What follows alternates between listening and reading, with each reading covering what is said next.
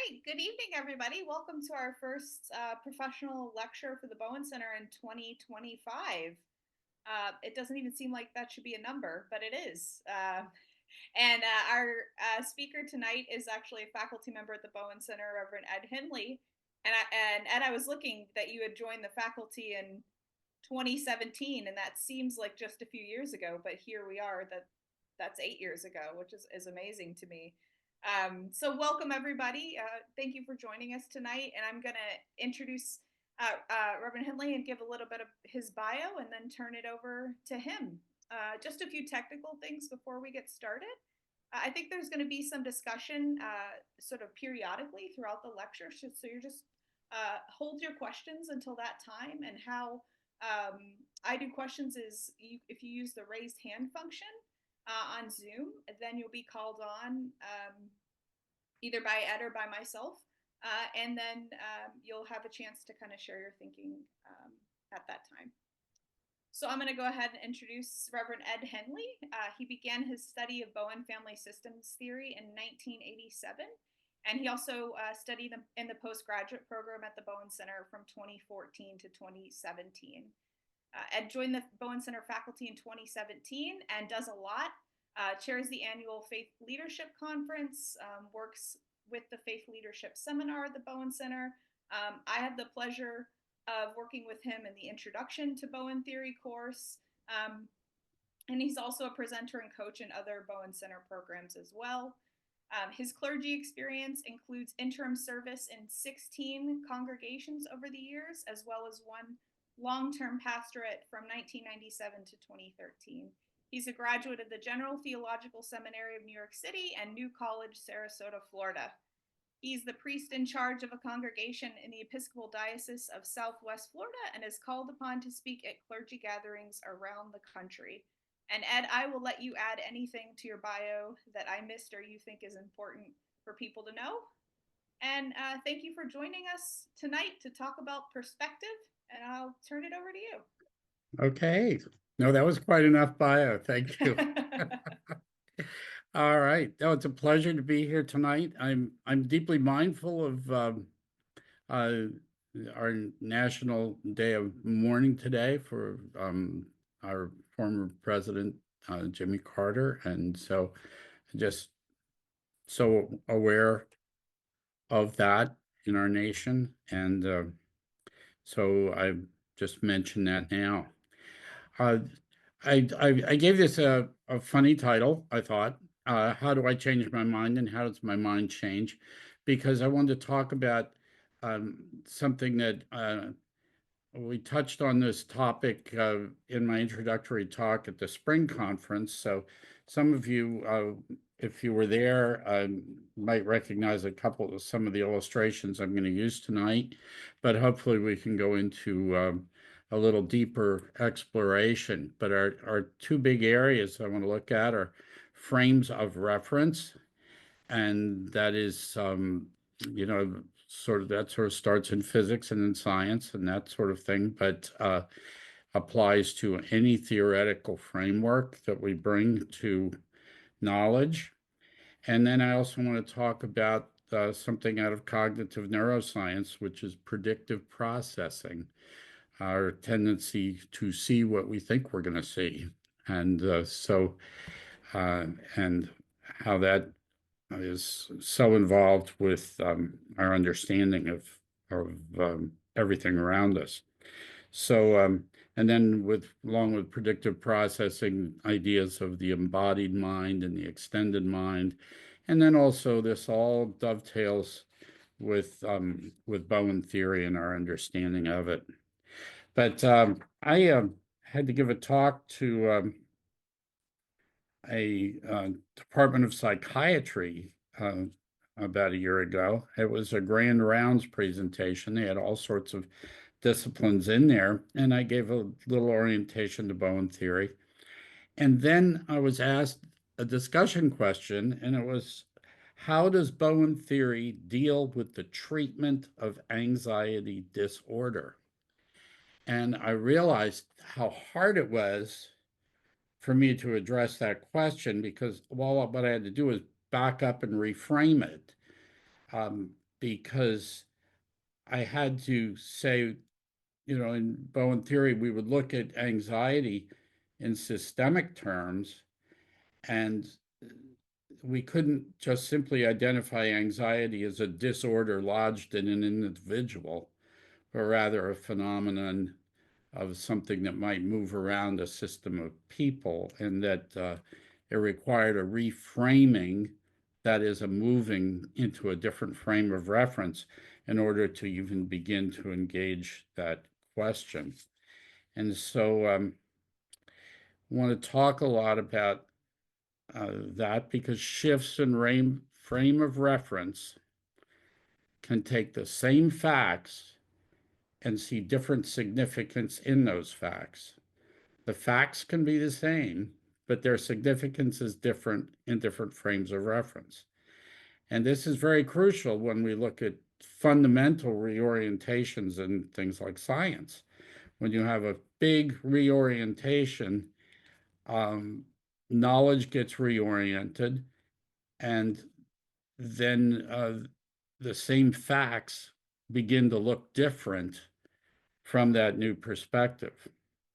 So facts are built out of repeatable, observable data points. You sort of put them together and you can say, this is a fact. And there's a root word there, factum, facere, means to make or to do. So you get words like benefactor, de facto, facsimile. But the idea of it being truth or reality is fairly recent. But we try and build facts out of repeatable, observable data points. But facts do not speak for themselves. This is a real crucial point. Their meaning or significance comes through context, theory, and frame of reference. And so with that, laying that out, I just wanted to get started with that idea. Shifts in frame of reference will take the same facts and see different significance in those facts, and they ask different questions of those facts. And facts, they get their meaning or their significance through context, theory, and frame of reference.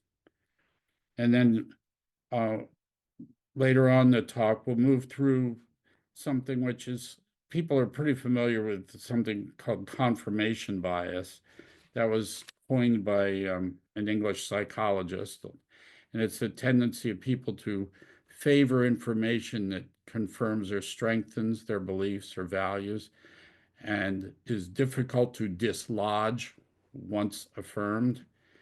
Well, that is just the tip of the iceberg when it comes to understanding the way we do predictive processing. That most of our brain energy when we perceive something is us putting out what we expect to see, and then we only notice what doesn't fit. So it comes as a surprise, because most of us probably would think in terms of, I'm taking in all this information. Like if I look around the room, that I'm taking it all in for the first time and processing it as if it were freshly processed every time.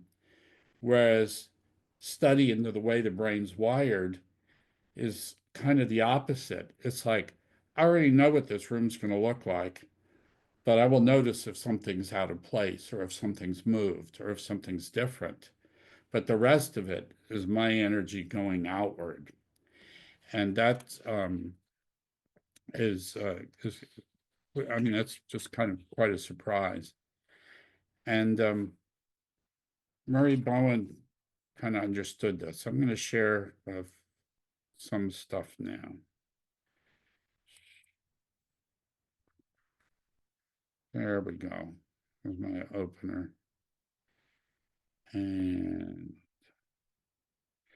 yeah, Murray Bowen wrote about this phenomenon. He said, man can fail to see what is before his eyes unless it fits into his theoretical frame of reference.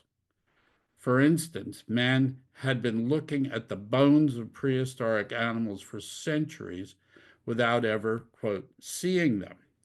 He believed the earth had been created exactly as it is now, and he could not see the bones until there was a theory of evolution. Well, actually, people were seeing bones, but they didn't see that significance of it being documentation of the development of life. And he says, now we can see these bones as they fit into the story of the development of life, given a theory of evolution. So, way back when I was in junior high school, I was one of those kids who ran the projector. I could get out of study halls in order to run movies for other classes. And so I got to see this particular film several times on frames of reference. And it came out in 1960. And I understand it has sort of returned as a classic because I was talking to some people much younger than myself and found out, oh, yeah, boy, they pulled that one out for my class. And it goes through and it begins, as you can see, there's a Foucault pendulum there, which will demonstrate the turning of the earth. And these two professor types open it up by asking which one of them's upside down. And then a little farther on in the film, they do this demonstration to describe frames of reference. And let me just show this to you. What's happening this time? Why doesn't the puck move straight across the table as it did before?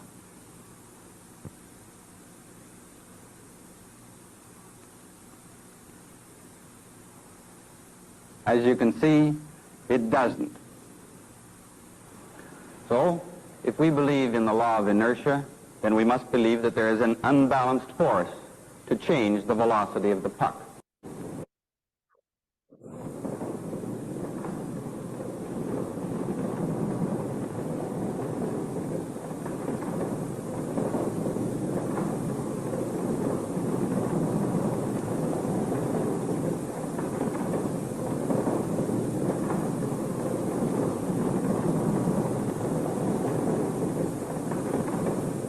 I think if you concentrate on watching just the puck, you can see that it is moving in a straight line, and that therefore there is no unbalanced force acting on it.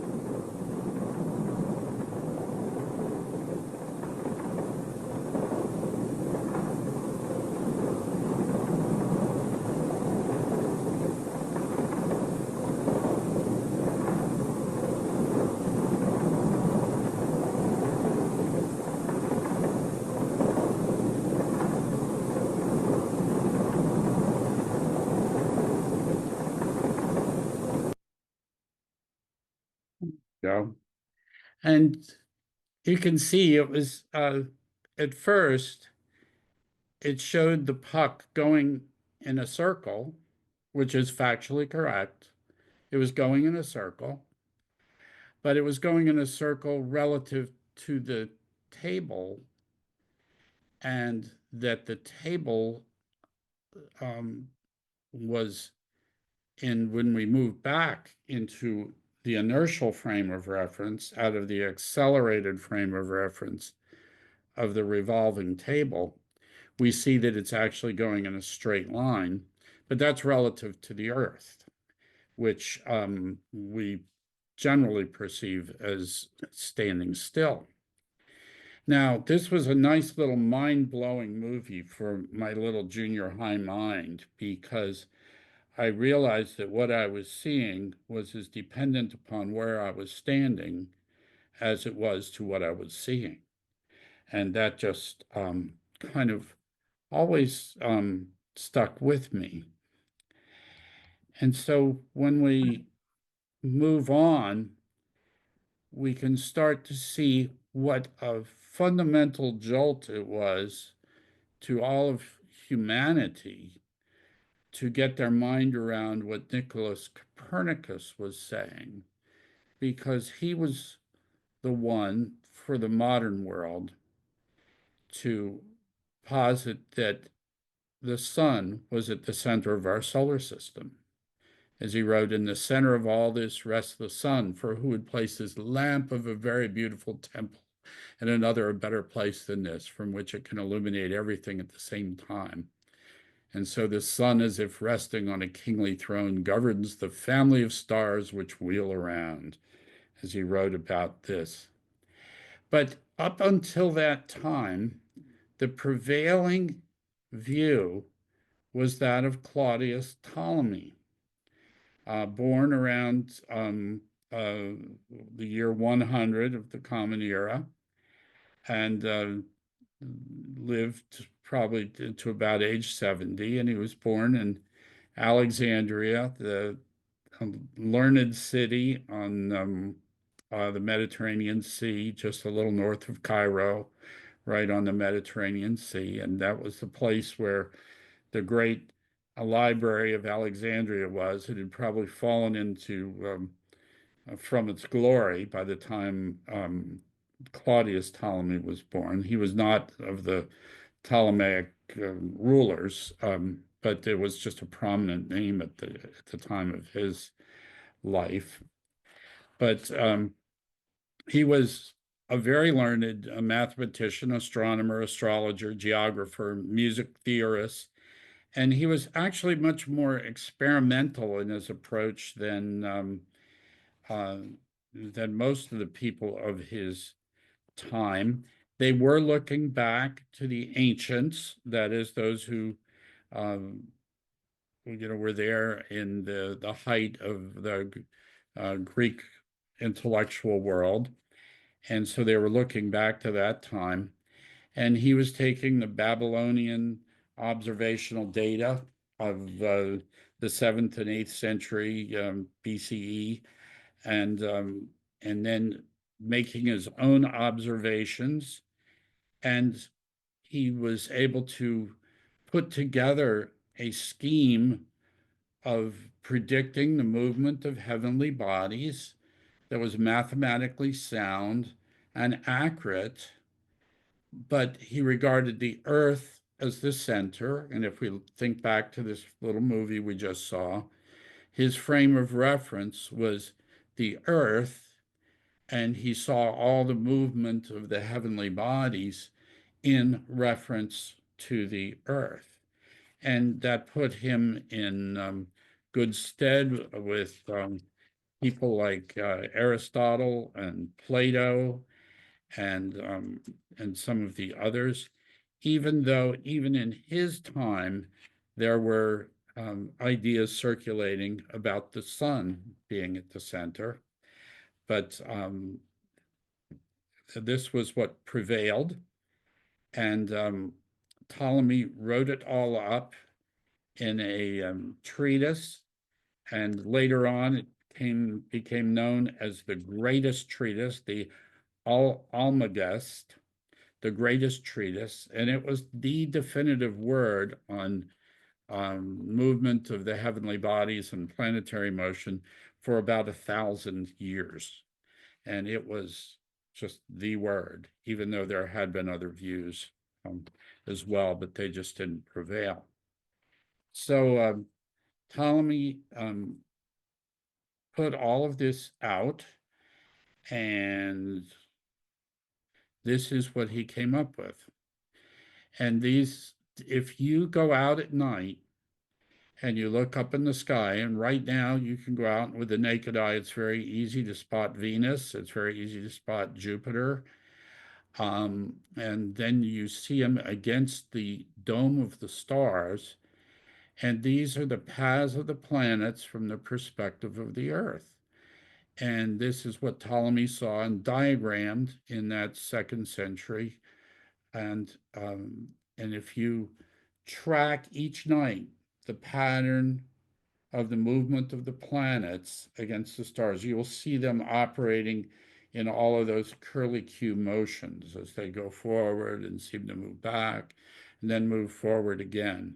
So anybody who is at all reasonable and scientific and went outside and made these observations, as you could make with the naked eye, you would come up with data which absolutely affirms this theoretical position, presuming your frame of reference is the Earth.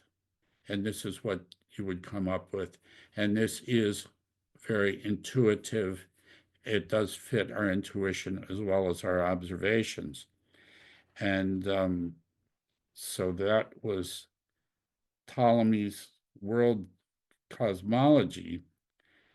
And but Copernicus took all of the data that Ptolemy had left, which was also based on observations from the Babylonian astronomers. And so you're going back, pretty close to, you're getting close to 2,000 years of learning.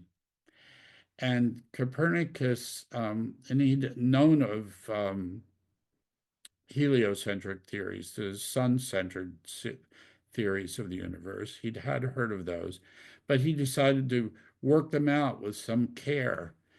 And so he wrote this, but he put off talking about it. His research was sponsored, papally sponsored, actually. And he was one of these who was learned in so many areas.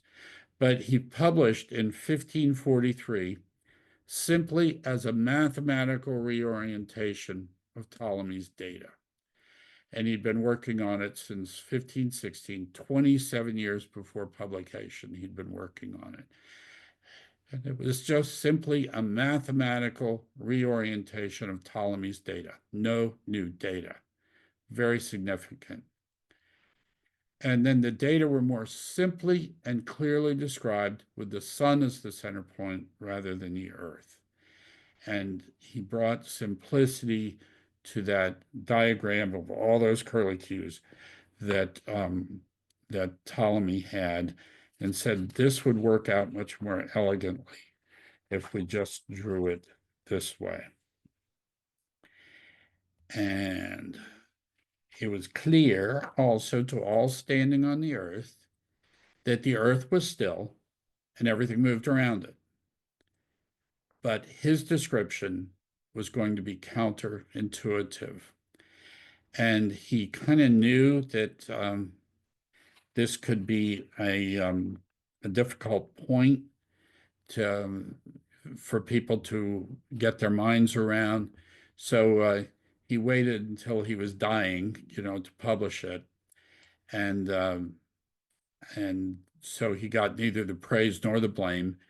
But his ideas were not widely accepted until 1687. That is 144 years after the publication of Copernicus' treatise.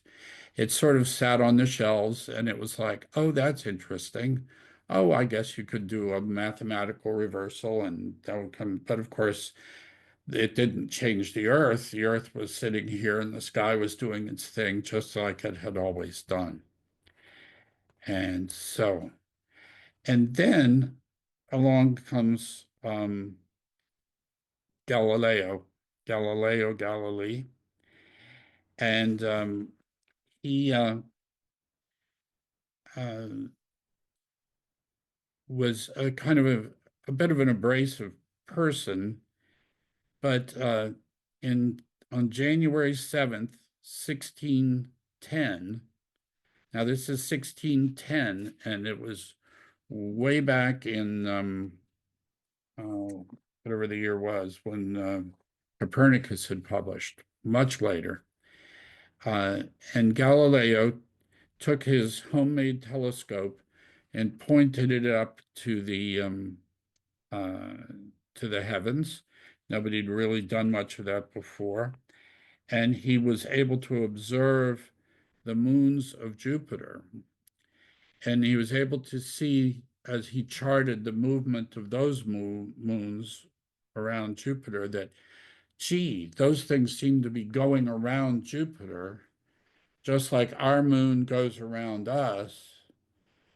and they're not flying off into space, and that Jupiter very likely was in its own orbit around the sun, because that would be as simply drawn by Copernicus.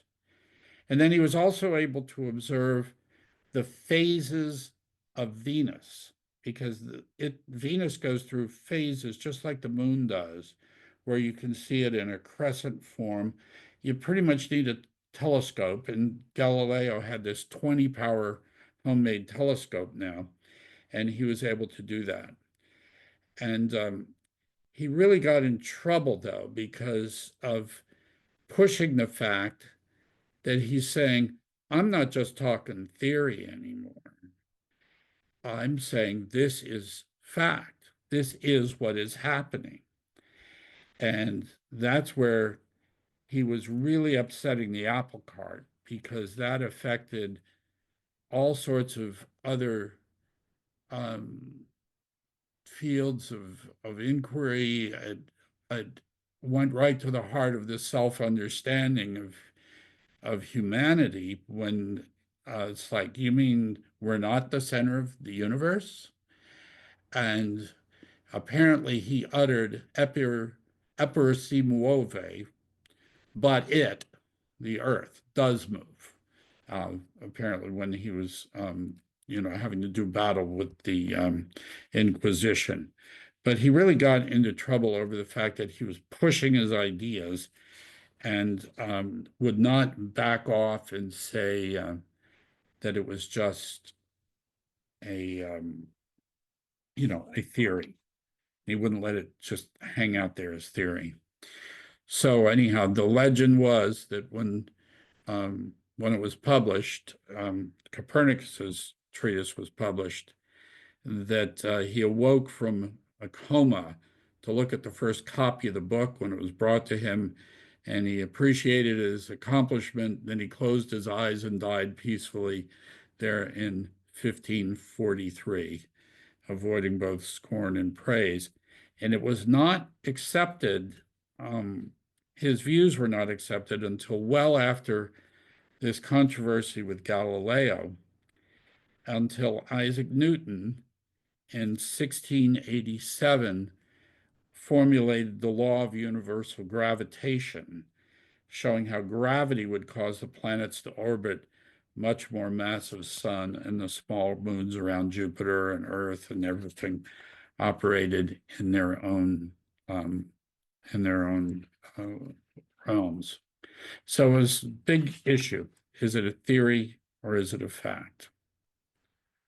Here's how Ptolemy had it all figured out, though. He saw like the Earth, and then he was able to see it as a compound system of circles with cycles and epicycles, and how each of them worked together. And he'd really worked it out mathematically, so it was quite reasonable. And because the math worked, it was very persuasive, and his views held for about 1,000 years. And so, but it was a sophisticated model, and this is what he had to come up with to explain the orbits when viewed from the stationary position of the Earth. So I want you to just think back to that revolving table, how the frictionless puck went in a circle, but then when you backed up into a wider frame of reference, into the inertial frame that we spend most of our time living in, we were able to see that the table was rotating and that the puck was going in a straight line. This is not at all dissimilar to moving from the Earth being the center to the sun being the center. And so this was Copernicus's drawing of it all, and his schema, showing the sun at the center and then the various planets revolving around out through, Saturn and Jupiter and the ones closer to the sun than us, and described it all in simple circles. one of the problems is that the orbits were really elliptical, but they didn't figure that in. It was sort of like we just they went with the simplicity of drawing circles, but it challenged thought so deeply that we were no longer the center of the universe. And it took so long for people to get their minds around this. And so there it is. Copernicus on the left, Ptolemy on the right. Copernicus, simple, much more elegant. Ptolemy, complicated, though accurate. The facts are the same. The difference is the frame of reference. And I can't help but go ahead and make the reference to Bowen theory at this point, because all sorts of disciplines have observed human functioning, but moving into the Bowen theory frame of reference, those same facts say many different things, and that perspective invites a different set of questions, much as moving from a geocentric model, which is accurate in its own way, but moving to a heliocentric model allowed a systemic perspective on the solar system, which then invited new questions, such as those contemplated by Isaac Newton and Johann Kepler, who had theories of planetary motion, which showed the elliptical orbits, and then Newton with the law of universal gravitation. I was able to go to Florence, Italy. Our daughter was there taking a semester in Florence and Rome and that sort of thing. And we did the only responsible thing that parents could do, and we went to visit her. And we went to the Technology Museum there, which is now called the Galileo Museum. And in that, right over my shoulder there is a rather nice framing of the objective lens, which is about yay big, of Galileo's 20-power telescope, through which he observed the moons of Jupiter. And it is preserved there along with other things about Galileo's life. And you can't see quite what's in that pedestal thing in that glass egg to the right of his lens, and I will show you what that is now. That is the middle finger of Galileo's right hand.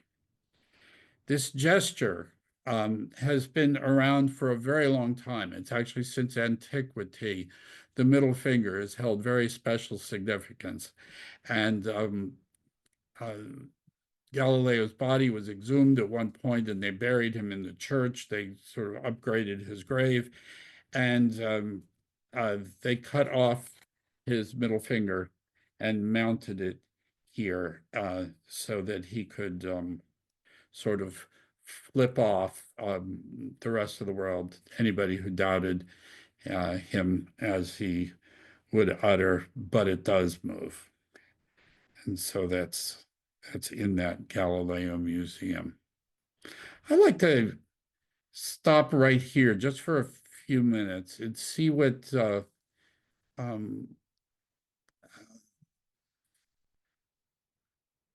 thoughts you might have about shifting frames of reference and what it does.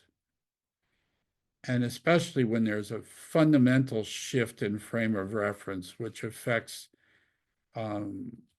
much more in the society than what people, than just the isolated scientific issue itself. Any sorts of things. Yes, Sally?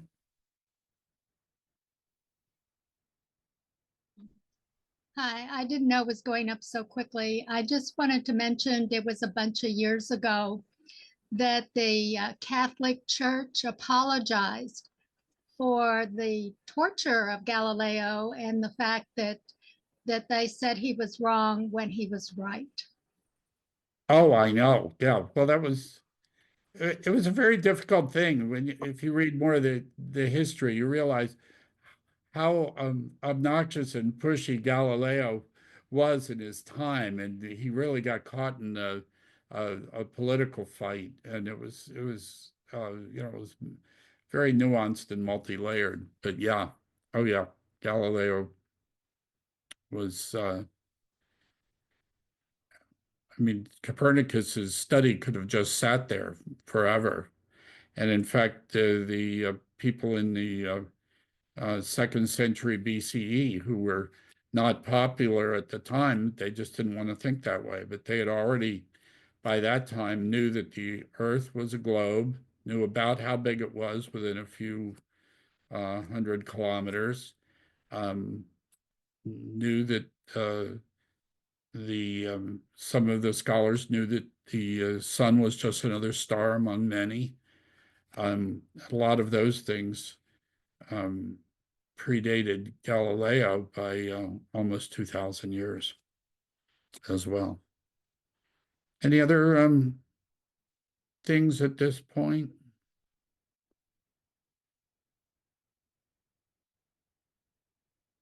All right, let's see. Ann McKnight. I keep getting muted. I had a question. Who's got a hand up?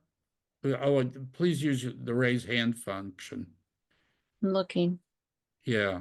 Well, I just wanted to mention Thomas. Oh my goodness, it just flew my mind. The revolution of science. Oh, yeah, Where it's my next slide. Yeah. okay, but you know, I think his Thomas point. Kuhn. Thomas Kuhn. Thomas Kuhn, yeah.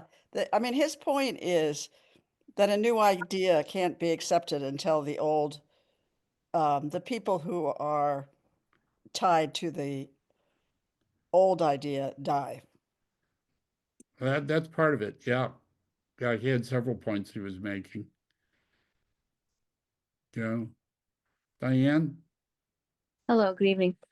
I'm fairly new to Bowen's research, so forgive me if this is a very simplistic question. Oh, that's fine. That's why I joined here. I wrote down the idea of the frame of reference with your analogy to the scientific world.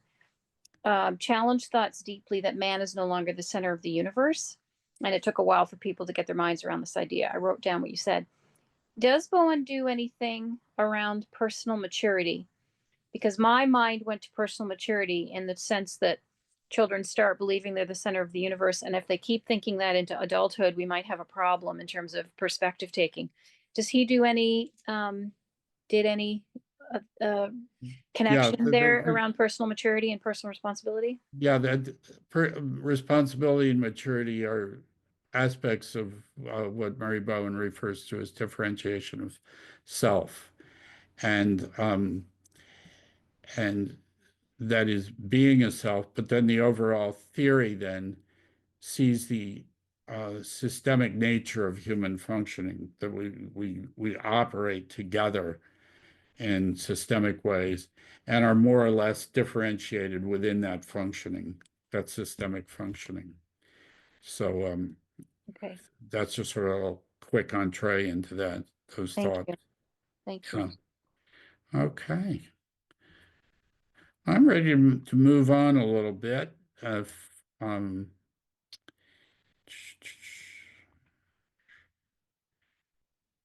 there we are. There's Galileo's middle finger once again. And there's Thomas Kuhn, the structure of scientific revolutions. And Thomas Kuhn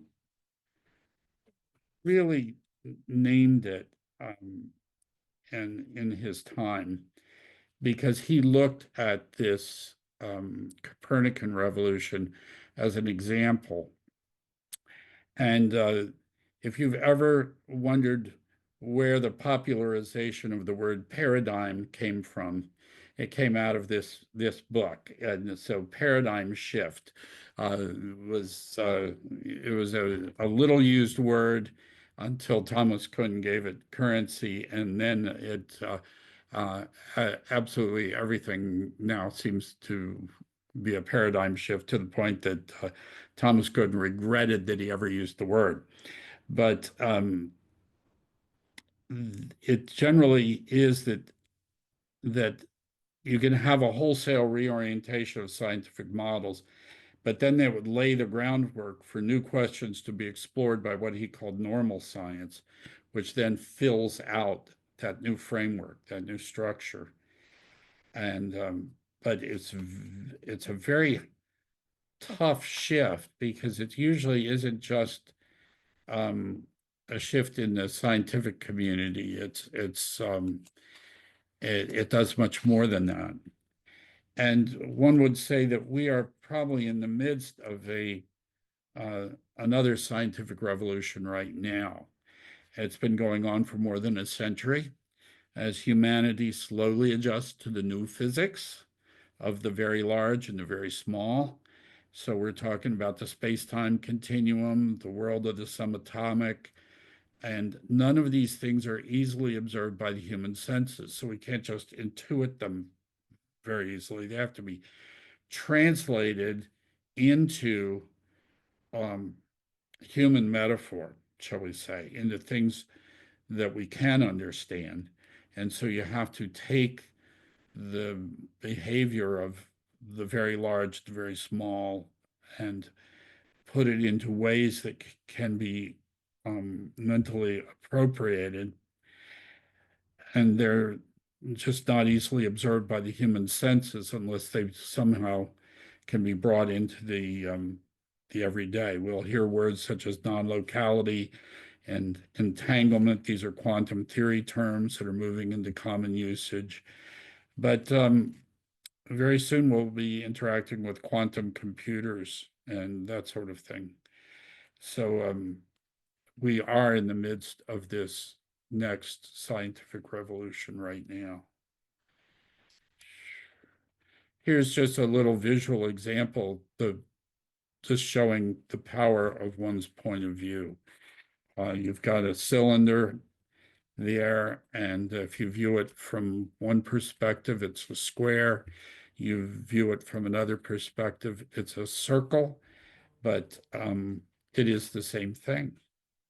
But it isn't until you move into yet another dimension where you can view it and see it as a cylinder. And this is just an example of this sort of shift. The very large and the very small and the subatomic, it's wave behavior. Sound waves, generate interference patterns where they strengthen each other and cancel each other out. Visible light can do this.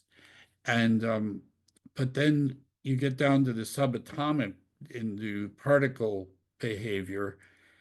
You can shoot particles through two slits, and the measurement on the right shows them going through as particles. But if these electrons are entangled with each other, they will show up in a interference pattern, just as they would with visible light, with wave behavior, reinforcing and canceling each other. It's just that you can send these electrons that are bound to each other through these slots at different times, and they still form the pattern of wave behavior. And being displaced in space and time from each other, they still show forth this very confusing wave behavior. And you say, how are these things linked together?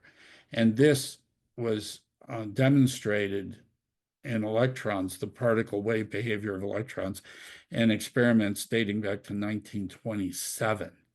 Just an illustration of the fact that we are in the midst of another scientific revolution that we have only begun to start to get our minds around. So it doesn't do to stick with Copernicus and Galileo and Newton, because we see that we are part of a very large Milky Way galaxy. There we go. We are here. Carl Sagan referred to it as a pale blue dot. I was recently sent this video by someone in the Faith Leadership Seminar who found visualizations online of our sun, which is flying through space, apparently at the rate of about 70,000 kilometers per hour. And you say, but relative to what? Well, it's relative to the radiation of the Big Bang. That would be wherever that center is. We seem to be flying relative to it at about 70,000 kilometers per hour, which means that we are sort of in the wake of the sun, being dragged around in a vortex, spinning like these trails show. And as the sun goes hurling through space, and that it's part of a larger, very complex motion that's going on. And as the sun goes up and down through the plane of the Milky Way, it puts us in touch with all sorts of different cosmic rays at different eras, which are widely spaced in years, not the years we're living in, but some theories about those cosmic rays being actual stimulants of evolutionary process, stimulants of genetic change. Some very interesting theories going on, getting our minds around this next scientific revolution. And this doesn't even get to the bending of space and time, which is part of this physics of very large things, such as Einstein and all of that. So, sort of where it takes us. Resistance to new science is nothing new. This is a 15th century medical education woodcut showing surgery taking place. They were instructing. Actually, this was a cadaver being cut open, and the ancients were studied without question. So Galen was studied, and so the assistants were cutting open a cadaver. The instructor was high on a podium, reading from the classical text, and the students were well dressed and milling around. Galen had said all that needed to be said about it. So there. What was being shown in this woodcut was that there wasn't even a lot to be observed, because anything that needed to be said had already been said. So we just need to study it without confronting new data. And so this is what was going on. I want to move into some of this thought of predictive processing and embodied mind and extended mind. When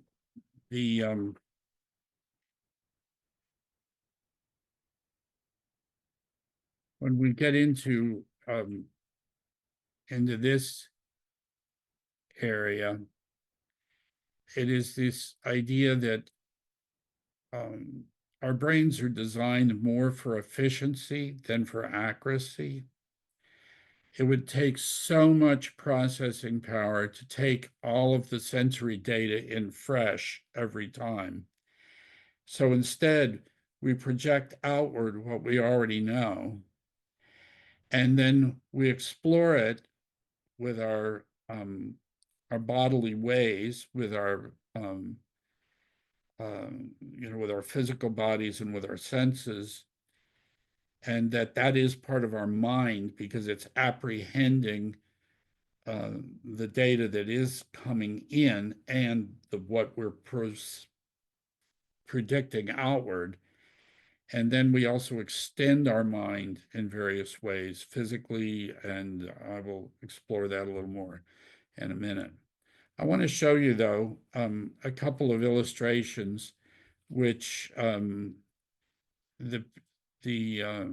scientists who are working in this area like to do when they speak to their audiences. And just take a long look at this. It's kind of like a big blob of stuff, and it's hard to make much sense out of it. And after now looking at this for just a little while, I want to see it in its context, and you can see here we've got the head of a cow.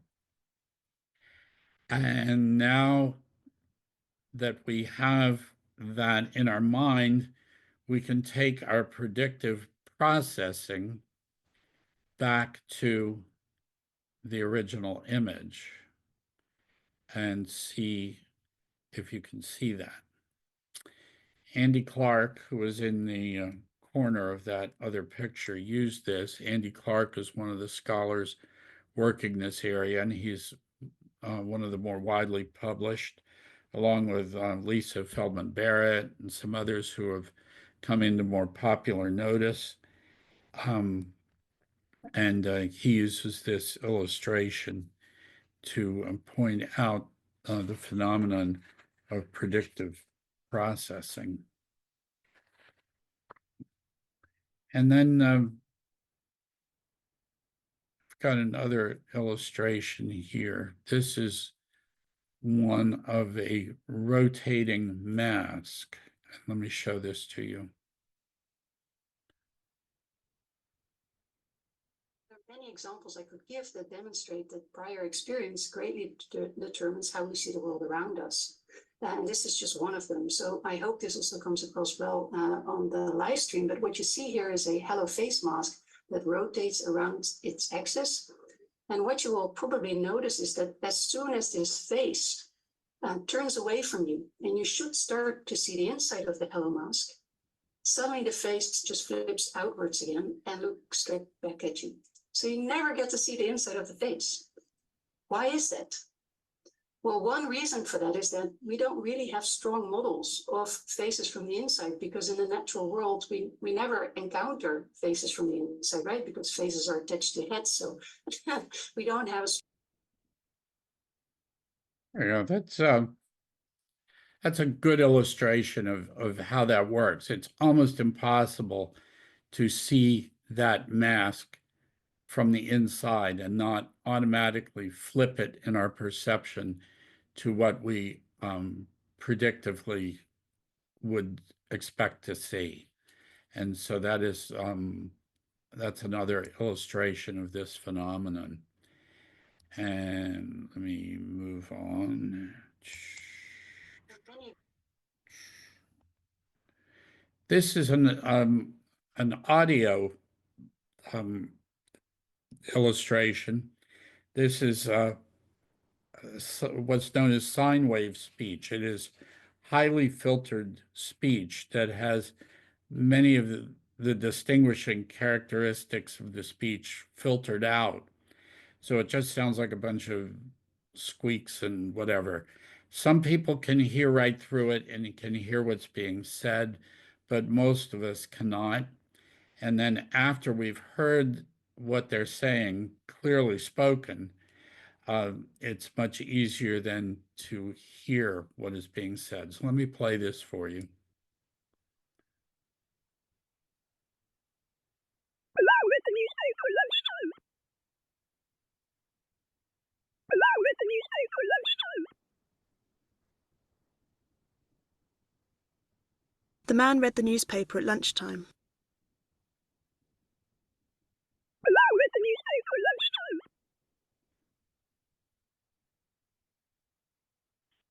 Okay. Let's see.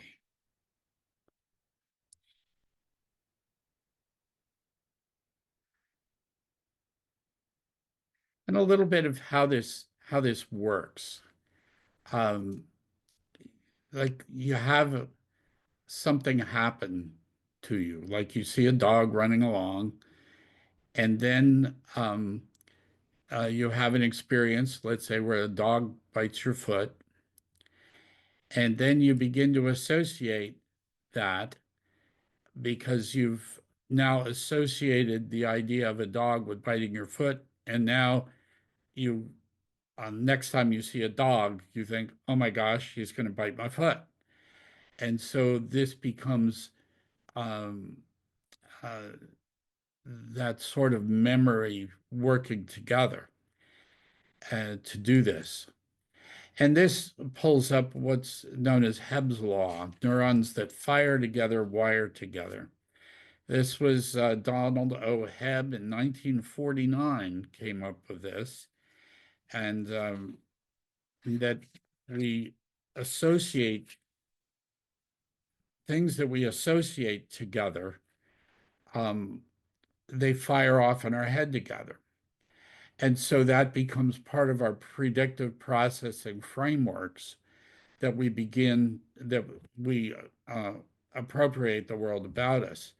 This is sort of why once you've got an idea in your head, it's very hard to get out. I mean, it's very easy to call that, that confirmation bias, but it's so much deeper than that and bigger than that, that we project outward what it is we think we're going to see, and that is what we see. And then when we test it out, we're choosing to test it out in ways which will confirm what we've always seen.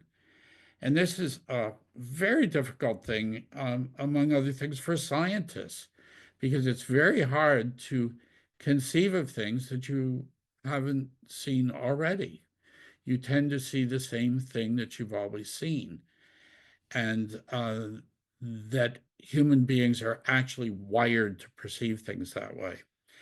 And computer scientists are taking advantage of this kind of thinking. Andy Clark, who does a lot of the teaching about this, has a huge following now of computer scientists because computers can be designed much more efficiently if they do predictive processing, much as human beings do, because the raw processing of fresh data all the time isn't something that could be done efficiently. But taking what you know already and putting it out there and then looking for anomalies. This is how data compression works. And there's all sorts of computer routines that operate this way. And this is what's fueling the possibility of artificial intelligence. So all of this, neurons that fire together, wire together. And you put that into a Bowen theory context also, it doesn't mean that those neurons need to be in your own head. In other words, you take two people that have been married for many years, they finish each other's sentences. Neurons that fire together, wire together. This is, I think, refers also to the systemic nature of human functioning. The experience machine, how our minds predict and shape reality, is the book by Andy Clark. And I just want to, so just kind of in summary here, what does it take for a mind to change, to see things differently? It takes new information perceived as fact that crosses the threshold of predictive processing. I can do a little more exploring Andy Clark, but I'd rather let's take a minute now to stop the share. And I see I do have a hand. Diane? Yes, thank you very much. Can you say again a little more about, because you gave us one example.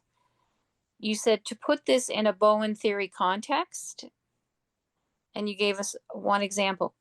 I'm not sure if I'm the only one, but I would love to have another More example. examples?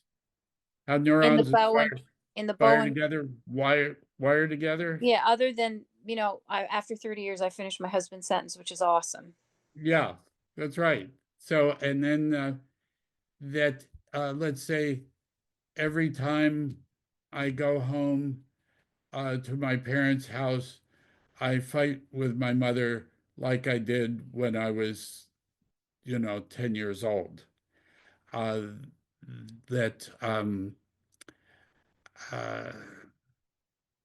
I knew one man, he would call home and say, "Dear, I'm coming home for lunch. If I'm late, start the fight without me." Um, that we have automatic responses to each other, and they can be, positive things, negative things, just habitual things.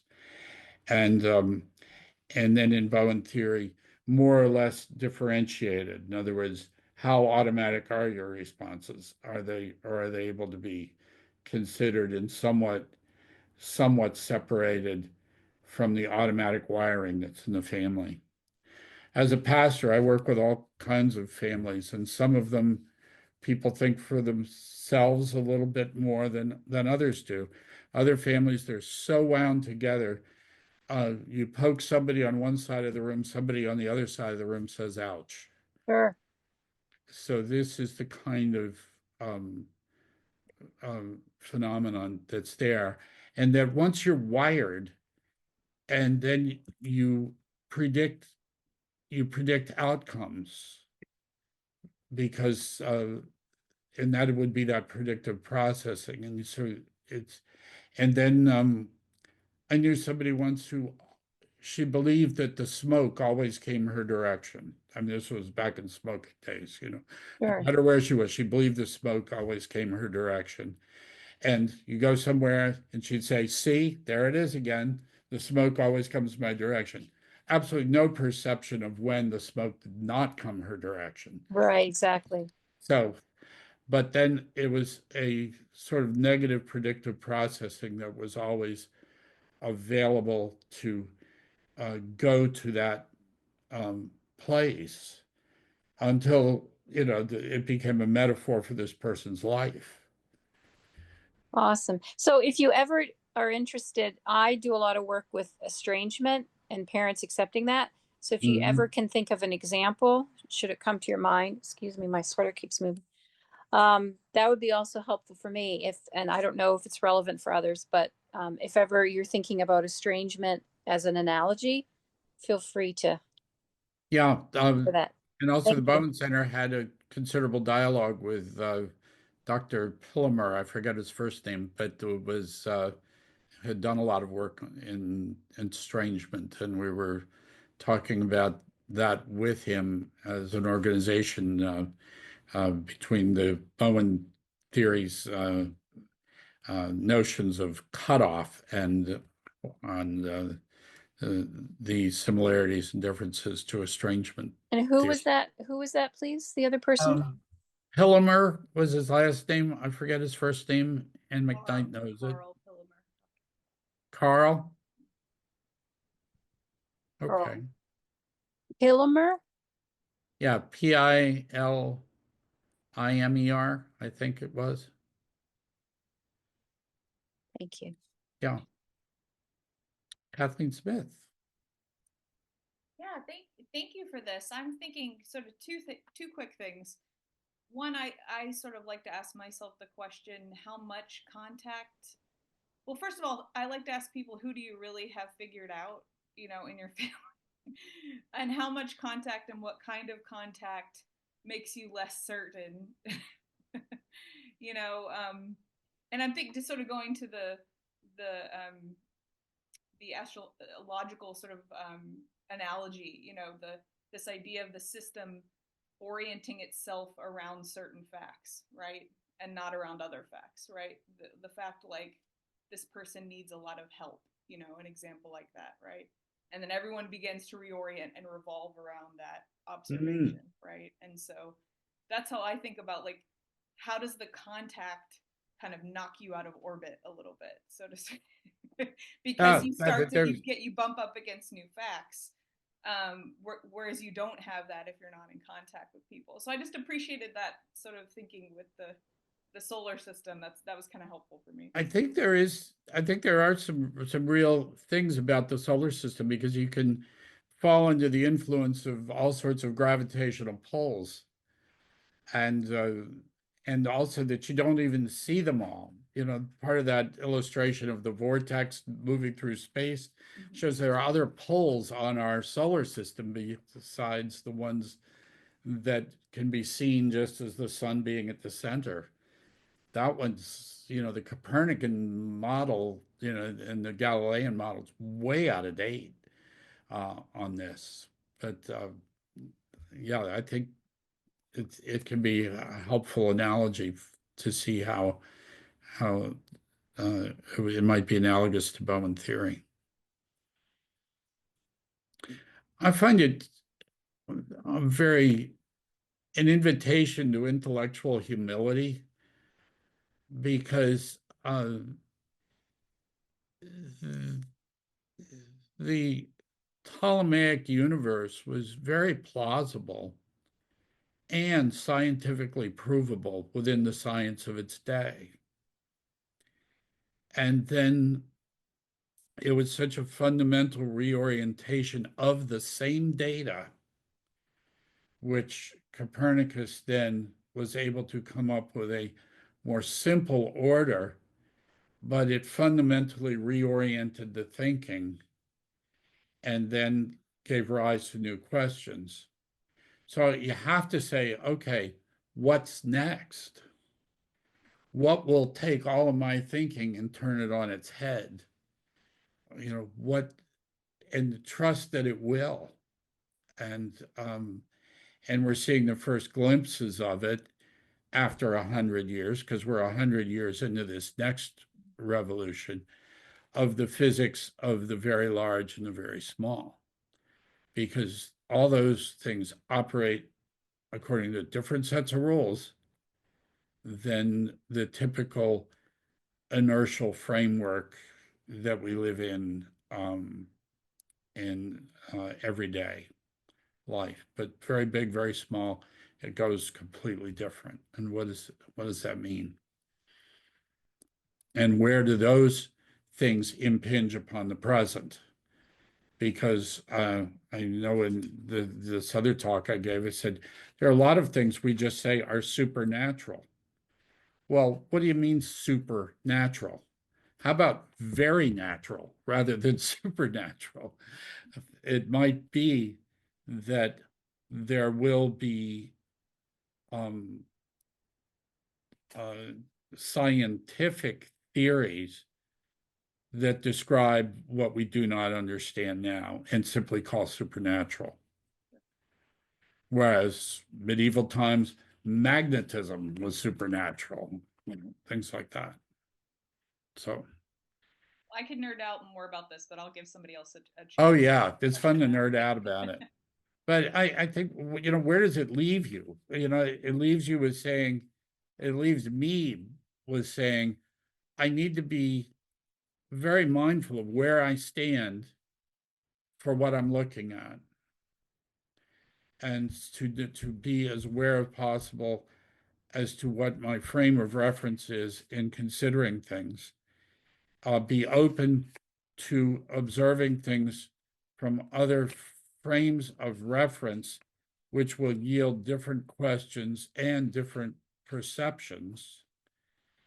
And then to understand that it's all made very difficult to see anything in a new way because of the human capacity of perception as one of predictive processing, that we already believe we know what we're seeing. And we conform the data to fit what we already think. And we tend to ignore the things that don't fit until they cross a big threshold to actually get into our heads.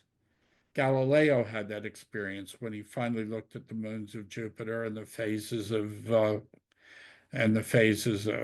Venus. He went, holy mackerel, this isn't just a theory of Copernicus. He's describing what's actually going on, and then began to pull in new data to support that. And then he got very argumentative about pushing his way, and you know, and had big fights over it. All right. Well, I find it helpful to have these thoughts to sort of loosen up my own thinking, to be able to get out of one perspective and into another. And I think that is also just to be, convincing to those who work with Bowen Theory. I think Bowen Theory does that because it's saying, let's move beyond looking at discrete individuals and let's look at how we operate systemically one with another, and do that through time. And just that reorientation to that systemic frame of reference is the biggest fundamental step that takes place in understanding Bowen theory. And that's well represented in the progression of the sciences over the centuries, especially when there's fundamental revolutions in scientific thought. And also, it has to push past that threshold of predictive processing. So that's kind of where I am. Any other discussion for tonight? Yes, Rachel. Yeah, I was thinking about Walter Brueggemann's book on the Psalms and how he talks about like that movement from orientation to disorientation to reorientation. Yeah, okay. Yeah. And like what is it that opens us up to being disoriented? Like it's an uncomfortable place to be, but poetry can do it, or catastrophe can do it. Yeah.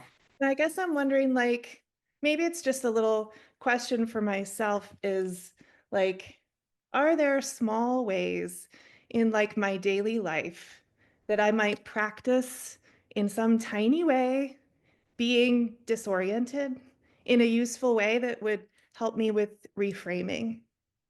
So, Okay. Okay. Well, some might say, centering prayer might be a way of doing that. Things that are somewhat content free, yeah. that would allow for some of that disorientation.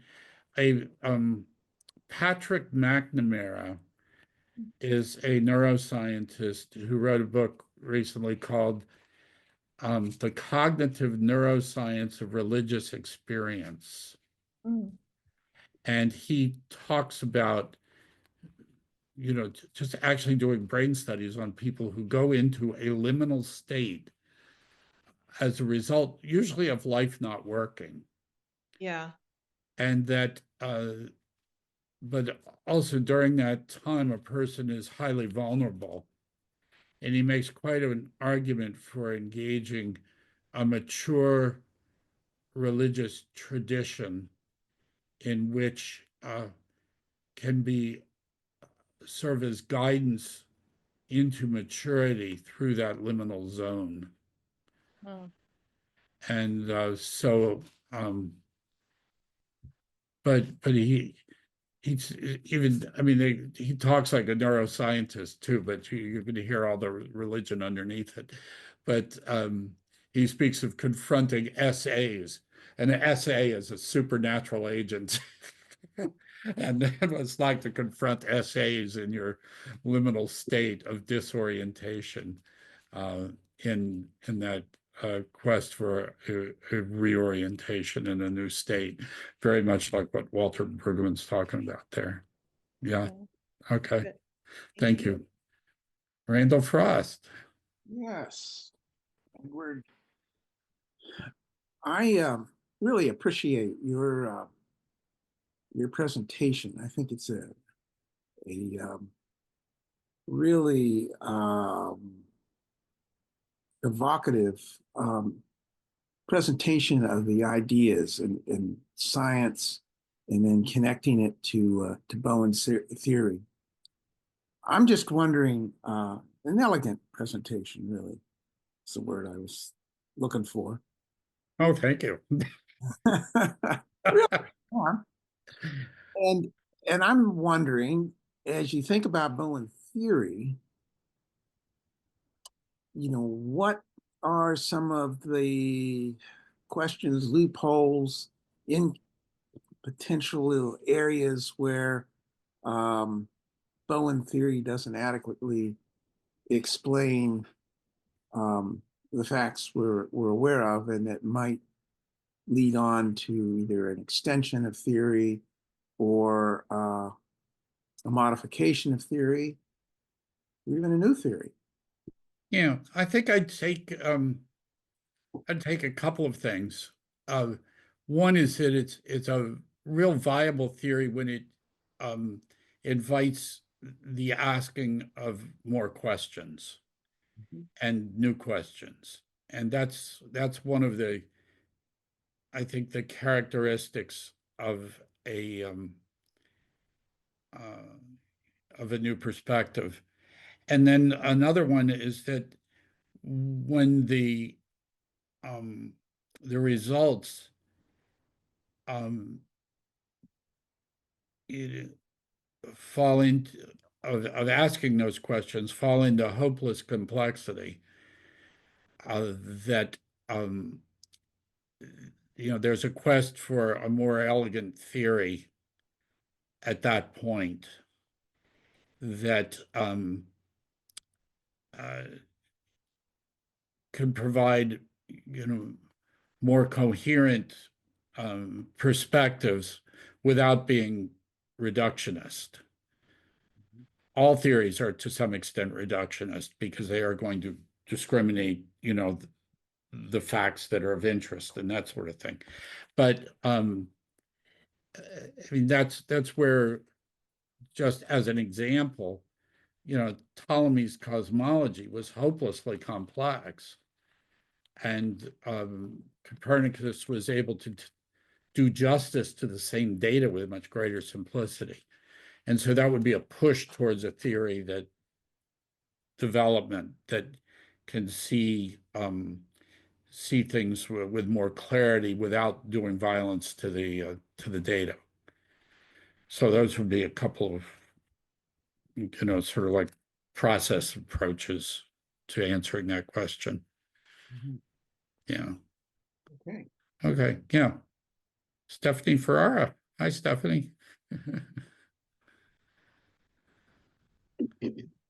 Well, thank you very much, Ed. That was a very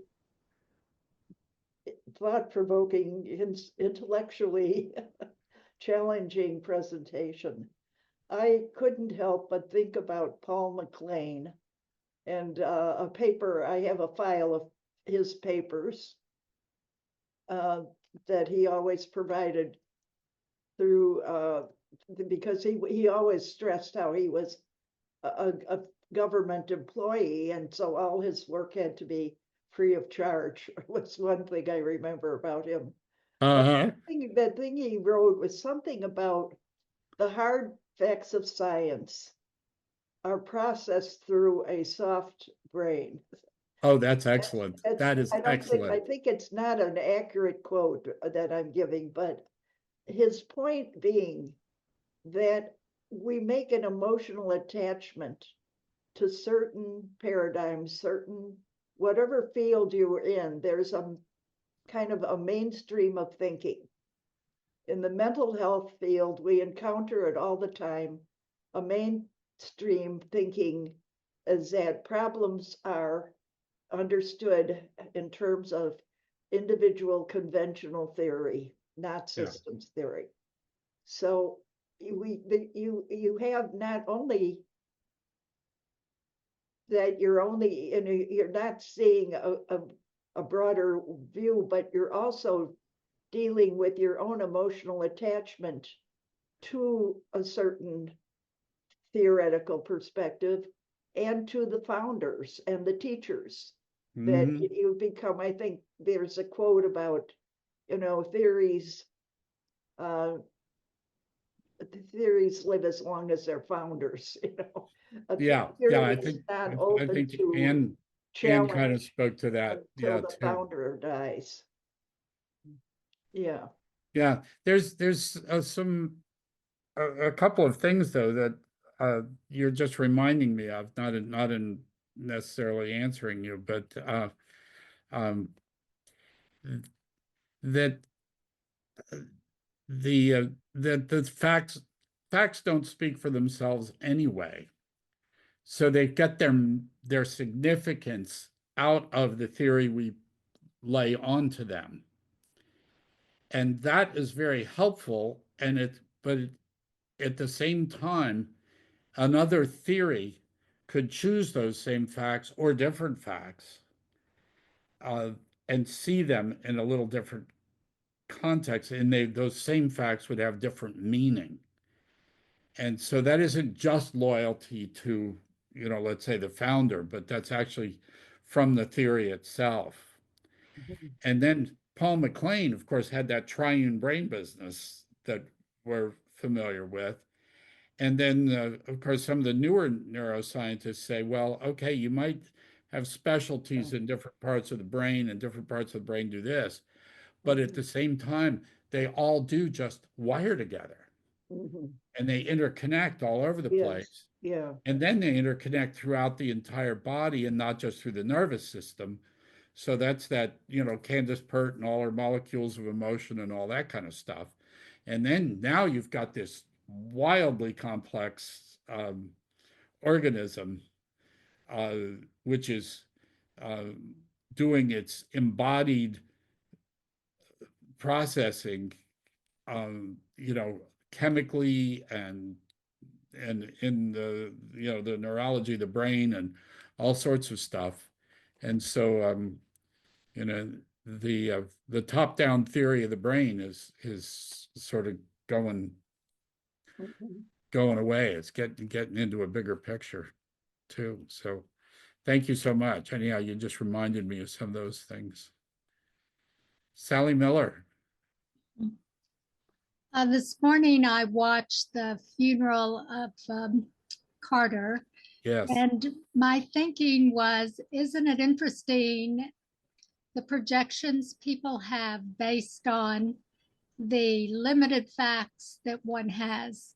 And throughout this week, there are more and more facts that have come out about this man to give people a more full picture of who he was.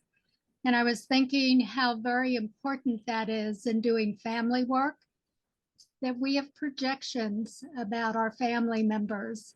And the more we get to know them one-on-one as human beings and not in the role they play, that we get to know them better. Yeah, yeah. I know sometimes, you get the idea, I'll draw my family diagram and I'll say so-and-so was distant from so-and-so.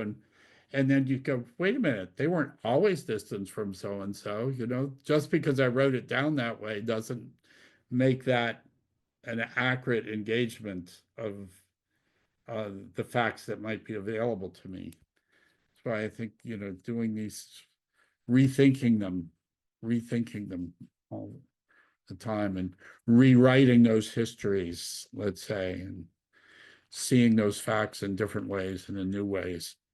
So I think we're getting pretty close to 8:30. We could do one more question, or we could say thank you all.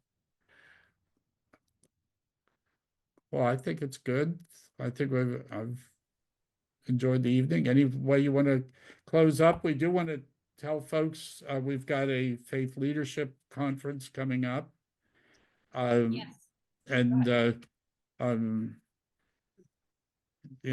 many of us work with Bowen Theory in faith communities, and so this conference is especially dealing with that, and it's dealing with ideas around narrative and narratives of describing congregational life, but also narratives of the Hebrew scriptures, and engaging Bowen Theory with all of those things. So that is February 7th, and that is online. I will do an intro piece on history and what history sort of is and isn't. And Carol Jeanette and David Goodine will be talking about work they're developing on parish life. And Barbara Lehman will be doing one on biblical narratives. So anyhow, that's what we'll be doing on February 7th. Thank you so much, Ed, for bringing your thinking tonight. And Morgan has posted the Bowen Center's calendar page in the chat box if people want to check that out. That has yeah, could click right over to it real quick before we shut down the night. Yeah. And that has the Faith Leadership Conference as well. So okay, very good. Well, thank you all. Thank you all for your questions and your engagement. And I'll look forward to seeing you all in other venues. thank you. Thank you. All right.